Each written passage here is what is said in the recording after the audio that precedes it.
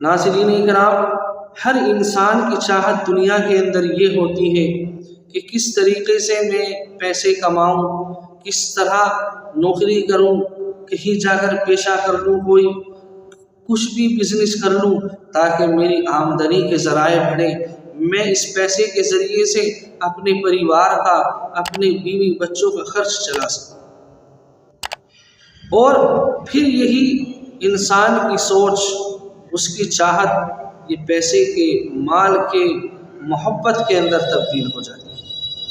اور جب انسان کے دل کے اندر پیسے کی ہرس آ جاتی ہے، مال کا لالچ دل کے اندر آ جاتا ہے، تو اس کا نفس اس کو ابھارنے لگتا ہے،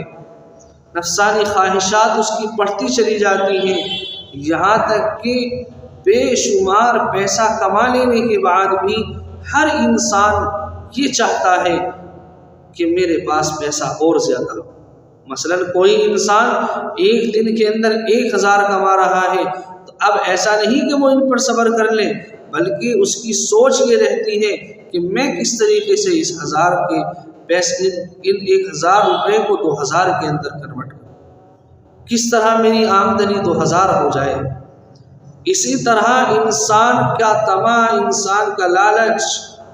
اس کے حرص بڑھتی چلی جاتی ہے، اس کا نفس اس کو ابھارتا چلا جاتا ہے۔ حضور فرماتے ہیں کہ اگر کسی انسان کو سونے سے بھرا ہوا ایک جنگل دے دیا جائے تو اس کو جنگل مل جانے کے بعد اس کی خواہش یہ رہے گی کہ میں ایک جنگل اور دیکھوں۔ جب اس کو دوسرا مل جائے تو پھر تیسرے کی خواہش رہے گی، اس طرح اس کی نفسانی خواہشات بڑھتی چلی جائیں۔ حضور فرماتے ہیں کہ ایسے انسان کی خواہشات کو اگر کوئی چیز پورا کر سکتی ہے تو وہ قبر ہے، کیونکہ قبر کے اندر جانے کے بعد اس کے دل و دماغ میں یہ چیزیں نہیں رہے گی، اس کے دل سے پیسے کا، مال کا، اس کی بڑھوتری کا لالچ ختم ہو جائے گا، تو قبر اس کے پیٹ کو بھر سکتی ہے۔ لیکن بعض لوگ ایسے بھی ہوتے ہیں دنیا کے اندر کہ جن کا تعلق اللہ تعالیٰ سے ہوتا ہے، جو لوگ اللہ تعالیٰ سے لو لگائے ہوئے ہوتے ہیں،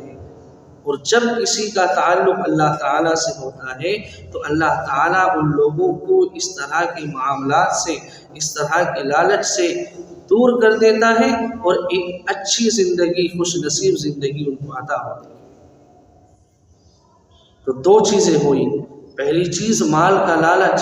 مال کی محبت، اور دوسری چیز اللہ تعالیٰ سے لو لگانا۔ اب یہ فیصلہ ہمیں اور آپ کو کرنا ہے کہ ہمیں اپنے دل کے اندر اللہ تعالیٰ کی محبت پیدا کرنی ہے یا مال کی محبت پیدا کرنی ہے، اور اس کا کیا فائدہ ہے،